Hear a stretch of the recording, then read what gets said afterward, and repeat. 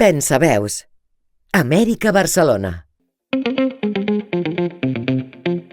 Amb Míriam Aimamí.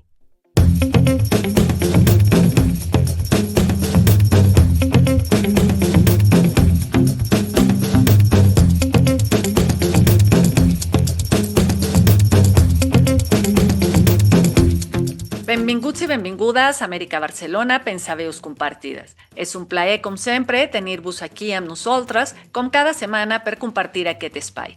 I com sempre, m'acompanya el meu estimat col·laborador i amic, en Leonardo Alvarado. Leonardo, com va tot? Hola Miriam, ¿todo bien? Afortunadamente siempre es un gusto regresar a este espacio y compartirlo contigo y con toda la audiencia. Un saludo muy afectuoso a quienes nos acompañan hoy. En esta ocasión vamos a hablar de un tema que marcó profundamente la historia reciente de México. El terremoto del 19 de septiembre de 1985, no solo por su magnitud física, sino por el impacto humano y social que tuvo en todo el país. Avui abordem un fet que va marcar la història recent de Mèxic i va deixar una empremta profunda en la memòria col·lectiva, el terratrèmol del 19 de setembre de 1985. El passat 19 de setembre es va complir 40 anys d'aquell sisme devastador que a 1:04 de les 8 del matí va sacsejar la ciutat de Mèxic amb una magnitud de 8.1. Les conseqüències van ser tràgiques, milers de persones van perdre la vida, centenars d'edificis van quedar reduïts a runes i la ciutat es va transformar profundament. Però aquell dia també va revelar la força de la solidaritat, la capacitat d'organització ciutadana i la valentia davant l'adversitat. En aquest programa volem recordar els fets, escoltar testimonis, analitzar les respostes institucionals i, sobretot, retre l'homenatge a totes aquelles persones que van perdre la vida, que van sobreviure i que es van organitzar per ajudar als altres, com és el cas dels anomenats topos. Ens endissarem en la memòria d'un dia que continua viu en el record de molts i que ens convida a reflexionar sobre la fragilitat, la solidaritat i la capacitat de reconstrucció davant la tragèdia. Qui són ja amb nosaltres per parlar sobre aquest fet, Leonardo? Hoy están con nosotros la doctora Rocío Citlali Brom y Cristina Silvana Torres, voluntaria de la Cruz Roja. Anem amb les convidades d'avui, Leonardo. Rocío Citlali Brom estudió medicina en la Universidad Nacional Autónoma de México y posteriormente se especializó en radiología e imagen. Realizó estudios de subespecialidad en la Universidad de Minnesota, enfocándose en el ultrasonido, y desde entonces se ha dedicado a esa área. Su vida profesional ha transcurrido en espacios hospitalarios tanto públicos como privados, principalmente en áreas de urgencias, terapia intensiva y procedimientos de diagnóstico. Actualmente se desempeña en la atención de problemas de consulta externa, tanto en un gabinete diagnóstico como en su práctica privada. Cristina Silvana Torres Pompa formó parte de los topos, rescatistas voluntarios especializados en buscar y salvar sobrevivientes en derrumbes y edificios colapsados. Y desde el 19 de septiembre de 1985 a la fecha, es voluntaria de la Cruz Roja. L'entrevista. Pensaveus compartides. RAP Radio. Rocío, Cristina, bienvenidas a Radio América Barcelona, México. Muchísimas gracias por aceptar esta entrevista. Gracias a ustedes. A ustedes por la invitación. El 19 de septiembre de 1985 marcó un antes y un después en la historia de México. Como protagonistas en las labores de emergencia, Rocío como médico que brindó atención a los sobrevivientes y Cristina como rescatista voluntaria, ¿podrían compartirnos dónde estaban exactamente cuando ocurrió el sismo y cuál fue su reacción inmediata al sentir el temblor? Cristina, Rocío, la que quiera comenzar. Bueno, pues yo era médico interno en un hospital. Estaba cursando el último grado de la escuela y bueno, pues fue gran desconcierto porque pues habíamos vivido un montón de sismos en la ciudad, pero pues siempre pasaba, ¿no? No había yo desarrollado algún miedo con los temblores. Mi papá platicaba del sismo de 57 en que se había caído el ángel. Y bueno, pues se cae una estatua y realmente no pasa más, ¿no? Entonces aquello se empieza a mover y todo el mundo empieza a gritar y pues para mí era, a pesar de ser habitante de la Ciudad de México toda la vida, pues realmente fue algo nuevo, ¿no? Pues en el hospital al poco tiempo nos enteramos, ¿no? Bueno, empezaron a llegar a urgencias las personas con crisis pues crisis, se llamaban crisis histéricas, pero bueno, pues ¿quién no, no? Es como un nombre muy despectivo, pero pues ¿quién no va a tener crisis de pánico, ¿no? Y por supuesto, los primeros heridos que podían llegar simplemente con que alguien los ayudara a levantar, y al poco empezaron a llegar compañeros y empezaron a decir que se habían caído otros edificios multifamiliares, hospitales, pero pues no lo podíamos creer, pues ¿cómo crees, no? Era otro temblor y realmente pues tardó un buen rato en que entendiéramos la magnitud, ¿no? Del problema. Claro. Cristina. Pues estábamos en casa, mis padres siempre dieron la oportunidad a demás familiares para continuar sus estudios aquí en la ciudad. Entonces en casa vivíamos con 3 primas, un primo, mi papá, mi mamá, un tío que también estaba estudiando y mi hermano y yo. Éramos una familia bastante extendida y pues estábamos alistándonos ya para salir cada quien pues a sus escuelas. Sentimos el jalón y por instinto nos pusimos en la parte que sentimos que era la más fuerte de la casa, pero vimos con terror a través de la ventana cómo los edificios de enfrente literal se desmoronaban. Em, Pedacitos, pues, no sé, de vidrios, en fin, fue algo bastante impactante. Entonces, pues nos abrazamos, sacamos un poco el estrés en cuestión como de llanto y pues también oramos. Terminó y nos salimos dirigiéndonos hacia esos edificios que veíamos como la gente empezaba a salir corriendo porque literal estaban pues descuadrados. El principal, el de enfrente, estaba totalmente como descuadrado. Entonces nos dirigimos ahí a ver de qué manera podemos ayudar a los vecinos. Pero entre mi casa, el departamento donde vivíamos y ese edificio estaba una clínica de urgencias del Seguro Social. Entonces vimos con terror de verdad cómo empezaba a llegar gente apoyando a otras personas totalmente ensangrentadas y gritando que el edificio Nuevo León se había caído. Entonces, pues en lugar de caminar hacia el frente, pues corrimos hacia atrás y la verdad se me eriza todavía la piel, nada más de recordar cómo nos vamos acercando y efectivamente esa inmensa columna había desaparecido. El edificio consta de 3 módulos y solo había uno en pie. Entonces 2 estaban totalmente desaparecidos. Entonces lo primero que hicimos fue la gente como más ligera subir para pues no causar daño, no hundir más piedras, en fin, tratar de quitar y escuchar dónde había alguien.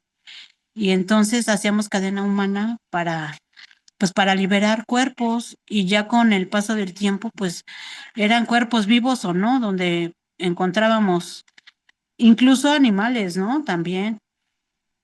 Y luego hicimos un pequeño como campamento, recorriendo las entradas, gritando que nos aventaran pues todo lo que pudiera servir, desde palos de escoba para poner como las tienditas, material de curación, cobijas, almohadas, agua, todo nos hacía falta. Y de esa manera improvisamos un pequeño campamento en la zona arqueológica de ahí de Tlatelolco, porque en la iglesia, bueno, primero pensamos en una escuela, pero estaba justo al pie de otra torre que sí se veía todavía con ligero movimiento, entonces ahí no. Nos fuimos a la iglesia y se veía a través de la iglesia la luz de afuera y dijimos, no, pues tampoco, la grieta traspasa totalmente la pared. Y fue así que decidimos instalarnos en la zona arqueológica y pues seguir apoyando. Organizamos diferentes, dijéramos, grupos, unos se dedicaban a la parte como de la comida, de las medicinas, del aseo, en fin, a tratar de aportar cada quien desde su trinchera y desde su temperamento y conocimiento, pues la mayor ayuda posible. Así es. Esa fue mi experiencia justo en el momento y momentos después. A mí me llama la atención porque esta es una respuesta que hemos visto en diferentes eventos, pues digámoslo así, catastróficos que hemos vivido en la ciudad. Muchos años después, apenas hace algunos ayeres, en el 2017, volvimos a experimentar un sismo de magnitud muy considerable que también derrumbó varios edificios. Y bueno, y recientemente hubo hasta un estallido de pipa de gas. Y lo que me llama la atención es la capacidad que tiene la gente para responder y para organizarse, y parecía que todo estuviera muy ensayado, muy planeado, y no es cierto. Todo nace del corazón. Ustedes que estuvieron haciendo todo esto, ¿qué se siente? ¿Cómo lo ven? ¿En qué momento dicen, incluso a riesgo de mi propia vida, voy a hacer lo que tengo que hacer? ¿Cómo fue esa experiencia? Bueno, yo en lo personal, la verdad es que ni lo pensé. Yo dije, ¿necesitan ayuda? Y bueno, mi estatura y mi complexión de aquel entonces, pues me permitían, pues poderme subir con facilidad o que me cargaran, ¿no? Para poder hacer los huequitos. Y la verdad es que no lo pensé. Yo justo estaba empezando la universidad, mi carrera es licenciatura en trabajo social. Y la verdad es que nosotros es 100%, pues hace el bien sin mirar a quién, y el que no vive para servir no sirve para vivir. Yo sí creo que el servicio es una vocación y se lleva en las venas, no sé. Yo no lo pensé, nunca pensé en y si me voy o si ya no salgo, o si me lastimo, nunca pensé en eso. La verdad no pasé hambre, no pasé frío, yo di todo lo que tenía que dar y la verdad me siento muy orgullosa pues de lo que hice y de que sale del corazón y ya después también lo piensas pues para no regarla, ¿no? Para hacerlo de la mejor manera posible y no complicar la situación. Rocío. Sí, a mí me tocó una circunstancia un poco diferente porque yo estaba pues asignada a un centro hospitalario, ¿no? Entonces, pues yo era de los médicos de menor jerarquía, pero pues hubo ajustes en las guardias, pues hubo que llevar a cabo diferentes acciones y pues yo de repente empezaba, no sé, cuando salía del hospital me decía, híjole, ¿será que tengo que ir a hacer brigadas? Dije, y en ese momento, pues lo que yo consideré, dije, "¿Sabes? Lo que yo tengo que hacer es cuidarme, llegar a mi casa a dormir, porque mi punto es este, y este es el que tengo que defender, ¿no? Si todos vamos a las brigadas, a andar por la ciudad en carros, a ver qué hacemos o qué no hacemos, pues eh, como que, pues en ese momento fue la decisión que yo tomé y creo que es donde yo iba a ser más útil, ¿no? Sí me acuerdo, por ejemplo, al día siguiente del temblor, un montón de personal del hospital no llegó, ¿no? Porque estaban, pues yo me imagino que estaban en su casa, no había transporte, tenían otras prioridades, o sea, pues ni modo. Entonces, me tocó, por ejemplo, entrar a quirófano a asistir a uno de los cirujanos, ¿no? Y otro compañero, que hoy es un cirujano cardiólogo muy conocido, el doctor Alexis Palacios Macedo, pues era mi compañero. Entonces, como yo sabía que él quería hacer cirugía, no, pues tú qué quieres, no, pues yo le ayudo al cirujano, bueno, pues a mí me toca pasarle las pinzas, ¿no? Pero ¿no? Lo que le llaman la enfermera instrumentista, pero no había nadie alrededor de nosotros, estábamos realmente solos en el quirófano. Y era muy impresionante porque estaban pues las grietas, ¿no? Finalmente ese hospital no se dañó de una manera fuerte, pues todavía sigue allí, pero sí se le tuvieron que poner algunas estructuras para reforzarlo. Eh, pero sí estábamos todos pues muy estresados, ¿no? El cirujano me acuerdo que me gritoneó, me dijo que de por sí tienen su carácter los cirujanos. Conozco algunos muy dulces, pero pues tienen su carácter en general. Pues porque yo no me sabía los nombres de las pinzas, pues si yo era estudiante de medicina, ¿no? Pero bueno, pues sí, esa fue la parte que a mí me tocó. En algún momento me acuerdo que con mi papá nos subimos al carro y pues vamos a ver qué está pasando, porque acá en el sur de la ciudad, donde nosotros acabábamos de venir a vivir con mi papá y yo, pues realmente no había pasado mayor cosa, ¿no? En la parte del Pedregal todo esto pues no se afectó. Entonces era así como de no creerse, era como vivir una dualidad muy, pues muy loco, ¿no? Por un lado estábamos viendo toda la gente que evacuaban de otros hospitales con historias pues realmente macabras, y por otro lado pues era llegar a casa y acá en el pueblo pues no pasó nada, ¿no? En el Ajusco. Entonces sí, como un maniqueísmo, una cosa muy rara, ¿no? En tu caso, Rocío, ¿qué desafíos fueron los más, bueno, los más importantes que enfrentaron los hospitales o los centros médicos ese día, además de estas afectaciones a las que te refieres, estructurales? O sea, había que en ese momento los pacientes podían meter una televisioncita portátil, ¿no? Y de esa manera nos enteramos qué es lo que estaba pasando, que no teníamos idea. Yo acababa de, o sea, pues había radio, pero entonces lo primero que hicieron los médicos fue que nosotros, los médicos internos, o sea, los adscritos, nos dijeron que teníamos que dar de alta a los pacientes para hacer espacio, porque íbamos a recibir los pacientes evacuados de otros hospitales, ¿no? Y bueno, de repente, pero pues la verdad es que casi todo el mundo se quería ir. Entonces, oiga, ¿y usted se quiere ir, se quiere quedar? No, yo ya me voy, ¿no? Porque tenía que llegar a su casa a ver qué estaba pasando, ¿no? Y bueno, pues al rato empezaron a llegar médicos y enfermos de otros hospitales, sobre todo me acuerdo del Rubén Leñero, ¿no? Que está, pues por allá, entiendo que está cerca de la central de camiones de la Central del Norte, y de allí evacuaron pacientes y también evacuaron pacientes del Hospital de Oncología. Y era complicado porque pues nosotros realmente éramos un hospital general de zona, y bueno, pues nosotros como internos pues conocíamos poco de esas. De hecho, eres estudiante y conoces poco, pero encima te ponen pacientes de alta especialidad. Algo que fue para mí muy, pues no sé si interesante es la palabra, si no es una coincidencia, es que algún día andaba yo en el pasillo del hospital, me pidieron que fuera yo a buscar X cosa, y abro una puerta y estaba un cuarto como con 6 personas, de los emigrados, de los evacuados, perdón, de pacientes de oncología, todo mundo con su hilito, ¿no? Su solución, y una cubeta al centro, ¿no? Para los vómitos, porque hoy en día las quimioterapias han modificado mucho y algunas ya no causan tanta reacción. Pero uno de los pacientes era mi tío, el hermano de mi papá. Entonces yo, y tío, ¿cómo que qué haces aquí? ¿No? Pues buenas tardes, ¿no? Y resulta que el tío tenía un melanoma. Yo pensé que se iba a morir, pero bueno, el hombre murió de 104 años en febrero de este año.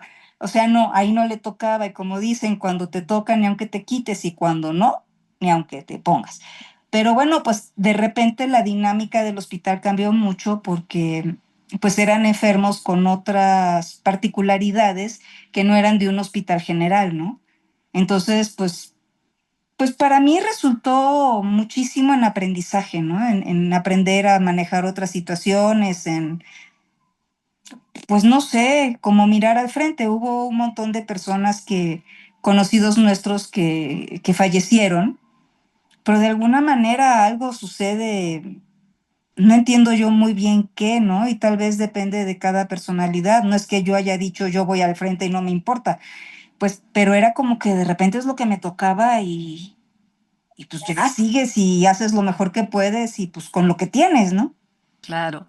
Cristina, en tu caso, por ejemplo, ¿cómo era la comunicación? Si bien se erigieron como voluntarios, que se organizaron en ese momento como voluntarios rescatistas, ¿había alguien que en determinado momento se convirtió en guía o en quien, digamos, daba instrucciones y los demás obedecían? ¿O fue algo que se dio de manera colectiva? Se dio de manera colectiva y como por turnos, porque también necesitábamos descansar. Entonces, pues ya nos hicimos como los viejos conocidos y realmente no había quien tomara como la batuta, más bien llevábamos todo pues a la antigua por escrito, nos falta agua, nos faltan, no sé, frijoles, nos falta pan o tortillas, y ya nos dábamos, los que llegaban nos daban a tratar de conseguir eso, lo que nos hacía falta pues, para darles de comer o de beber a la gente que teníamos realmente ahí. Y bueno, hubo brigadas especiales ya después de, no sé, paramédicos y demás que pasaban o médicos voluntarios que pasaban pues no sé, a limpiar bien una herida, nos daban algunas indicaciones. En fin, o sea, realmente no hubo un líder en general.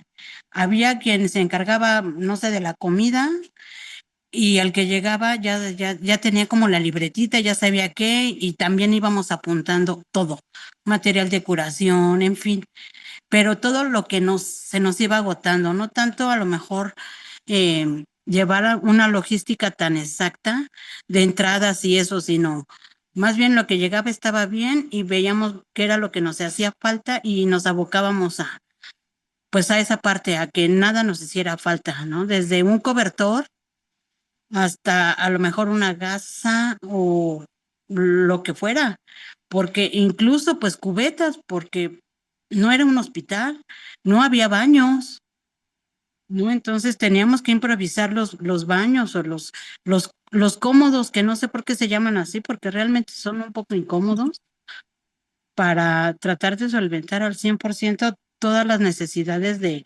la gente, tanto como a nivel voluntarios como a nivel pues de los que estaban ahí con ciertas necesidades específicas. Sabemos que la respuesta gubernamental fue lenta, fue torpe, incluso el presidente de la Madrid negó ayuda internacional, seguramente porque no entendía lo que estaba pasando y no veía la manera en como ustedes estaban organizando. ¿Cómo afectó eso en el ánimo de la gente? ¿Qué sentían ustedes? ¿Se sentían defraudados en algún sentido? ¿O simplemente dijeron, pues mira, toca hacer lo que hay que hacer? ¿Tuvo alguna repercusión seguramente en la posibilidad de rescatar más gente? Sí, pero ¿cómo lo vivieron ustedes? Bueno, yo en lo personal creo que la ayuda en cuanto a ya bien organizada por parte del gobierno, sí llegó pues un poco tarde. Yo en lo personal tengo dos casos importantes. Uno, por ejemplo, tenía una amiguita, recién había sido su cumpleaños y entre sus regalos de cumpleaños un juego de mesa que tenía un pequeño reloj de arena. Eh, Ella perdió su casa, justo estaba entrando a la escuela y su mamá había salido a la leche pues de gobierno, que esa se entrega temprano, bueno, se reparte temprano, y se cayó el módulo donde ella vivía. Entonces llega histérica, el punto es que nunca encontramos el cuerpo de su papá, nunca fue rescatado, nunca fue entregado a su familia, y sí encontramos ese relojito, ese viejo relojito de arena, porque lo marcamos. Al fin le pusimos algunas cosillas, encontramos un reloj de arena y nunca encontramos el cuerpo de su papá, ¿no? Entonces, pues cosas que suceden y que marcan. Y también algo que a mí en lo personal me impactó mucho es entre las personas que estaban ahí de voluntarias, obviamente había gente pues que tenía ahí a su familia, que habían perdido su casa. Y encontramos, bueno, estaba un chico que literal, él pidió un serrucho para poder desalojar el cuerpo de su madre, que ya estaba fallecida porque le cayó una columna muy pesada, y él quería evitar que cuando ya entraran los soldados, sobre todo, se perdiera pues el rescate de su mamá. Entonces, literal, él con el serrucho terminó por desprender lo que faltaba del cuerpo de su mamá, y no hubo poder humano que se la quitara, ¿no? Entonces, esas son las cosillas que yo digo, bueno, a lo mejor si hubieran llegado más pronto, nos hubieran ayudado a salvar más cuerpos o a encontrar más cuerpos, porque los módulos que se cayeron eran impresionantes, son muchos departamentos en comparación a la gente rescatada viva o fallecida. O sea, finalmente yo sí creo que hay mucha gente que simplemente desapareció, no fueron encontrados porque por el paso del tiempo, pues, no sé, tal vez echados a perder, o no tengo idea de qué pasó, pero ahí es donde hay una incógnita muy grande. ¿Por qué nos faltan cuerpos y ahí estaba el señor, por ejemplo? Rocío. Híjole, pues yo creo que de alguna manera yo me perdí no me lo perdí, creo que más bien lo viví de otra manera porque pues yo estaba siguiendo instrucciones y yo me ceñía a eso, ¿no? Por ejemplo, yo no recuerdo cuándo llegó la ayuda, yo no recuerdo que se haya negado a recibir ayuda del exterior porque pues yo estaba de cabeza en el hospital, ¿no? Ya mucho más adelante, mi papá tenía unos amigos que vivían allá muy cerca de la Glorieta de Peralvillo, y me acuerdo que más adelante fuimos a visitarlos y había un montón de tiendas amarillas que eran los campamentos donde estaban alojando a las personas que habían perdido sus viviendas, ¿no? Pero realmente, pues yo me metí de cabeza al hospital y ya no supe, ¿no? Es como un mecanismo ahí pues no sé si de defensa o qué será, ¿no? ¿De qué manera afectó esta terrible experiencia el resto de sus vidas? Bueno, yo antes que nada quiero felicitar a Rocío porque yo creo que desde su trinchera aportó todo lo que pudo, y bueno, cada quien hace lo mejor que puede, y yo creo que ella lo hizo y lo hizo muy bien. Y bueno, a mí me afectó porque sí me conmovió demasiado, y creo que encontré mi vocación perfecta. O sea, mi carrera es lo que más amo en la vida, y me volví voluntaria de la Cruz Roja, además, pero eh, me dediqué más a la parte de servicio social en el hospital, de asistir a los que ya están hospitalizados. O sea, lo mío no era andar en las ambulancias rescatando gente de accidentes y eso. Eso realmente a mí, hasta la fecha, creo que me impacta mucho. Sin embargo, estoy en la mejor disposición de en el hospital atender a él, a la familia, dar seguimiento en todo lo que se pueda, pero desde el hospital. Y la verdad me encanta. Yo creo que de alguna manera uno se templa, ¿no? En ese momento sí, yo también tenía un compañero que había trabajado precisamente de voluntario en la Cruz Roja, ¿no? Antes de entrar a la escuela de medicina y durante los primeros años. Y me acuerdo que alguna vez íbamos en carretera, ya pues al año siguiente, hoy había algún accidentado, detente, y yo, ¡ay! ¿No? Realmente eso yo aprendí un poco después a hacerlo, ¿no? A tener el temple, a mantener la cabeza fría, a decir hay que hacer esto, hay que hacer lo otro. Pues yo realmente estaba en la escuela y me gustaba mucho lo que hacía, pero pues yo siempre creo que yo quería trabajar para tener un mundo mejor todos, pero también creo firmemente de que todos los espacios cuentan, ¿no? Y bueno, pues agradezco muchísimo las palabras de Cris, ¿no? Por supuesto, también la manera en la que se organizaron de una manera tan espontánea y tan efectiva, porque de ahí salieron los topos, no, bueno, no, sí, de Tlatelolco salieron, entiendo, ¿no? Los topos que tienen que ver Yo no sé cuál es el principio o cuál es el final, creo que más bien son parte de un proceso social que se dio allí, ¿no?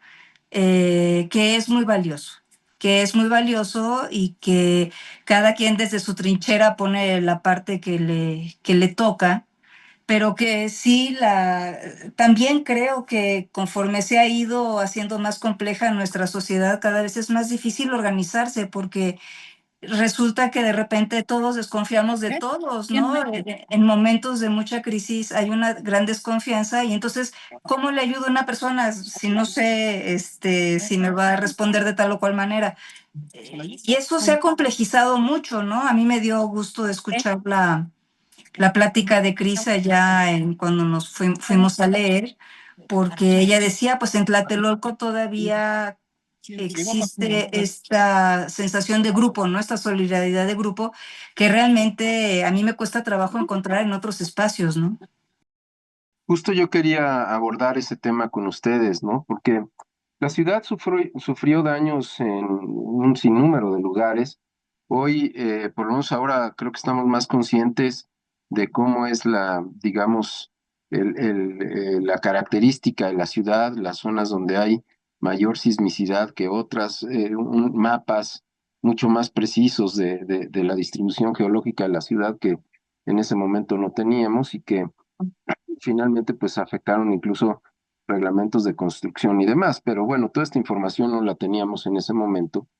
Y como bien dice Rocío, Tlatelolco es un lugar emblemático y algo que a mí me impresionó mucho es la capacidad no solo de responder en ese momento, sino la capacidad de reconstruirse. ¿Cómo fue ese proceso, Cristina? Pues, mira, los vecinos tuvimos que tomar conciencia de, pues, que vivimos en una ciudad que, pues, es de alto riesgo por las condiciones del suelo y del subsuelo.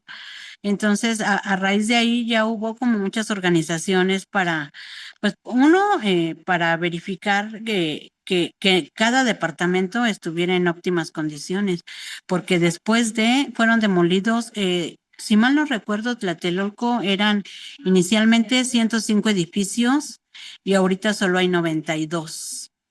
Eh, por lo tanto, uno se cayó y los demás fueron demolidos porque ya eran inhabitables. De hecho, cuando llegaron las lluvias después del temblor, meses después, yo también fui damnificada. Yo vivo en un último piso y el plafón, el techo, literalmente se nos vino abajo con las lluvias. Entonces, el gobierno sí nos apoyó en ese momento y estuvimos como damnificados aproximadamente 3 semanas hasta que el departamento quedó en óptimas condiciones. Y bueno, lo que nos quedó es que como vecinos tenemos la obligación de cuidarnos, de ver cuáles son nuestras zonas de mayor o de menor riesgo. Algo que hemos tratado de implementar hasta la fecha, pues es el famoso silbato, traerlo, que parece pues una cosita que no fuera tan importante, pero simplemente soplando sabemos que ahí hay alguien que necesita ayuda, ¿no? Que está atrapado. A lo mejor las ventanas se le atoraron, en fin, pero que ahí hay una posibilidad y seguir ya los reglamentos. De hecho, pusieron en todos los edificios, en todas las entradas, algunos lineamientos como el que ya aunque tú tengas 2 departamentos juntos, no puedes quitar una pared y hacer uno enorme, ¿no? Porque dañas al de arriba, porque le quitas un poco de soporte. En fin, o sea, sí cambió mucho y hay muchas organizaciones y de hecho se hacen simulacros y también es cierto que nos comparten mucho como las normas en cuanto a que van cambiando y hay que estarnos apegando, que por ejemplo el famoso triángulo de la vida no siempre es favorable porque hay que ver en qué piso estás y en qué condiciones está tu casa, en fin. Entonces, no todo aplica para todos de manera como muy general. Hay que ser como muy específicos en cuanto a cada quien, en qué departamento, o sea, en qué nivel vive, qué tanto es seguro tu edificio, porque pues hay edificios anchos y gordos, muy anchos y muy chaparros, y ahí pues están las torres, ¿no? Entonces, Protección Civil y los gobiernos nos han ayudado mucho a aterrizar y tener un buen plan pues de protección y de supervivencia. Eso quiere decir que, bueno, a 40 años del sismo, la sociedad, digamos, y las autoridades han aprendido lo suficiente de esa tragedia. Pues yo creo que nunca se va a tener un Lo 100%, suficiente. Ujú. porque pues las condiciones son diferentes. Pues nos volvió a pasar en el 17, que también yo estaba trabajando en la calle y justo me tocó un edificio desplomado a 2 cuadras, o sea, el polvo y todo esto, pues no sé, la verdad en ese momento ahí sí me agarró un poco más el pánico y yo dije, si ya se están cayendo los edificios aquí, yo vivo en Tlatelolco que ya se han caído, yo lo que quería era volar y llegar a mi casa. Pero no, pues ya que vi que todo estuvo bien, también me reporté en la Cruz Roja y a apoyar desde centros de acopio y todo esto. Sí, ¿tú cómo viste algún tipo de evolución, por ejemplo, en la comunidad médica? ¿Se cambiaron algunos protocolos? ¿Se modificaron planes de estudio? Algo que el sismo haya dejado como aprendizaje y que hoy lo estamos viendo diferente, particularmente en tu comunidad. Pues yo lo que vi, yo trabajé muchos años en un hospital privado. Y allí realmente la capacitación era bastante estricta, sobre todo porque querían una certificación internacional. Entonces eso los movió muchísimo, lo cual me parece una paradoja, pero no deja de ser pues importante. Digo, yo viví fuera de México después del sismo, fuera del país como unos 8 años. Entonces ahí me perdí. Yo volví a la ciudad realmente ya en el año 2000. Y ahí sí ya había implementados algunos protocolos, ¿no? Por ejemplo, el lugar seguro, para dónde te tienes que ir, dónde te vas a reunir. Creo que sí es mejor en los hospitales, pues uno tiene que responder porque de alguna manera eres parte del personal y estás a cargo de gentes que están allí por una circunstancia u otra, pero no son parte del personal. Pero es como si todo fuera temblores, ¿no? Siento que no hay una señalización adecuada, o bueno, que no hay una capacitación adecuada cuando hay algún otro tipo de eventualidad. No sé, por ejemplo, yo en un hospital sé cómo conducirme, aunque no sea yo parte del hospital, yo sé cómo conducirme, pero en otros edificios, por ejemplo, edificios de oficinas o cosas así, pues yo no veo que haya señalizaciones cuando no eres parte de esa comunidad para saber qué hacer. ¿Cuál es el lugar más resistente en el caso de un temblor, ¿no? Por ejemplo, como decía esta Cristina, no es lo mismo un edificio ancho y de base ancha, ¿no? Y amplio a una torre de base muy delgada. Entonces, ¿qué piso sale? No es lo mismo que se evacúe todo un piso nada más porque está en el piso 3, pero si estás en el extremo y donde no están las escaleras, pues no vas a llegar jamás. Entonces, a mí me parecería lógico que te replegaras a un sitio seguro, pero tengo que saber dónde está el sitio seguro, ¿no? Y lo que decía Leo, por ejemplo, pues acaba de suceder ahorita lo de la pipa de gas, pero justo antes del temblor, pues fue lo de San Juanico, ¿no? Y eso fue una colonia, y bueno, claro que se han hecho cosas, ¿no? Pues ya la refinería de Azcapotzalco ya se cerró y se han ido quitando, pero pues de todos modos hay tubería de gas por toda la ciudad. Entonces, ¿qué se tendría que hacer? ¿Cómo tendríamos que actuar? Pues creo que hay finalmente, y sin demeritar lo que se ha hecho, que creo que se ha hecho sobre todo en términos de temblores, ¿no? Pues hay oportunidad, ¿no? Para hacer otras cosas también. Claro.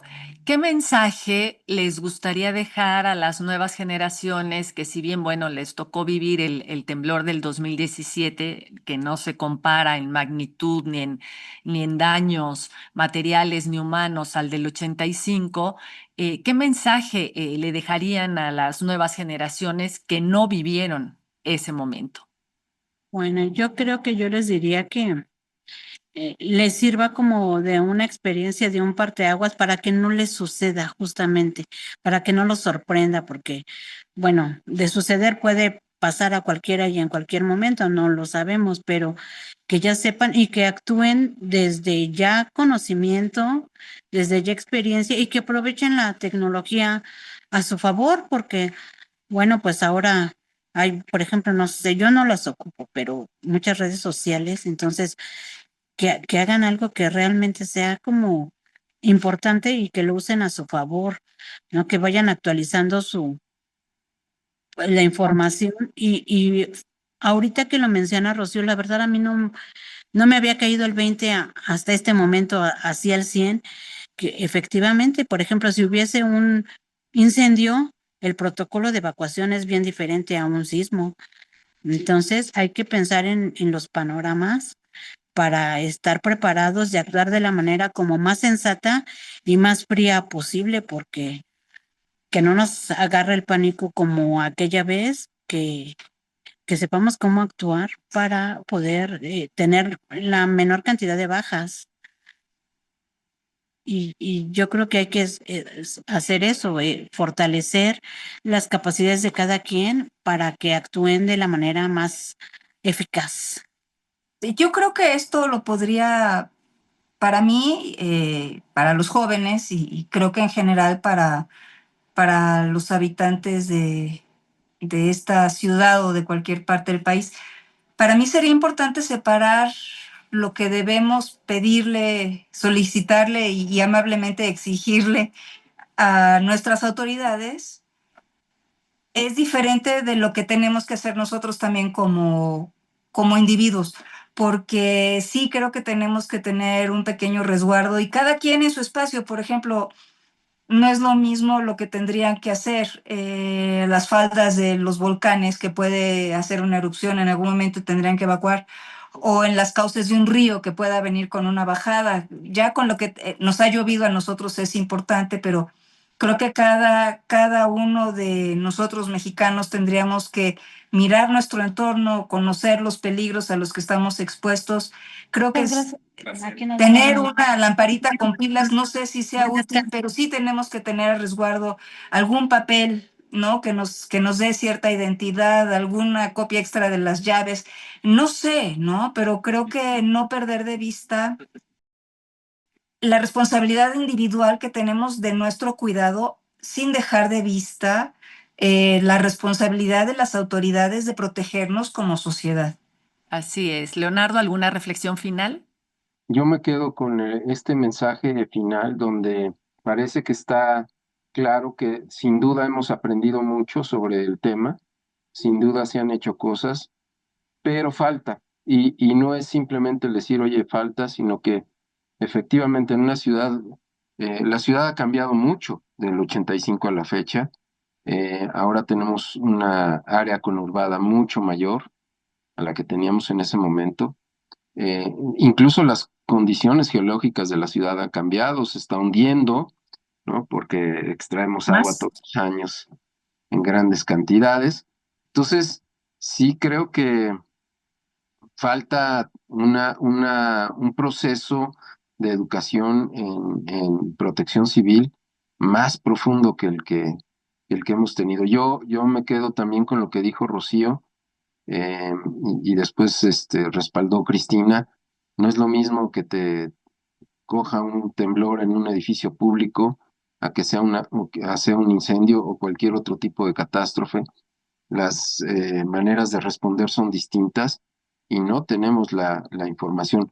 Yo recuerdo en un viaje personal haber estado en Japón, en una torre de 52 pisos, y todos los trabajadores de la torre, y estoy hablando de oficinistas, tenían un kit de protección junto a su escritorio, ¿no? Creo que no hemos llegado a ese nivel, por ejemplo, de protección.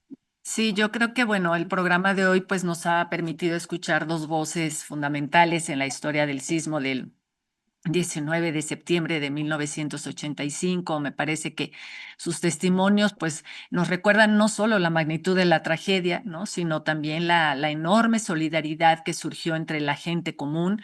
Creo que a través de sus vivencias y de esta experiencia, pues comprendemos mejor el impacto, como decía Rocío, personal, pero también colectivo de aquel día, y también los aprendizajes que aún siguen vigentes. Sus historias creo que son también un llamado a no olvidar, que es importantísimo, a continuar preparándonos, a exigir a las autoridades y sobre todo a construir una sociedad más empática, más preocupada por el bien común y más unida frente a la adversidad.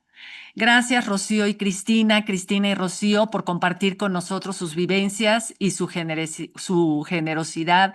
Gracias por permitirnos conocer sus historias, sus testimonios, pues no solo honran el pasado, sino que también inspiran el presente y nos impulsa hacia un futuro mucho más consciente y humano. Muchísimas gracias. Gracias a ustedes por la invitación. Gracias a ustedes por la invitación, Rocío. Todo mi respeto y mi admiración. Igualmente, Cristina, un gusto conocerte en aquella lectura de textos. Sí, muchas gracias. Moltíssimes gràcies, Leonardo, perquè la teva col·laboració sempre suma als nostres programes. Gràcies a vosaltres, l'audiència que ens acompanya. Ja es retrobem de nou divendres vinent en Amèrica Barcelona, Pensaveus Compartides.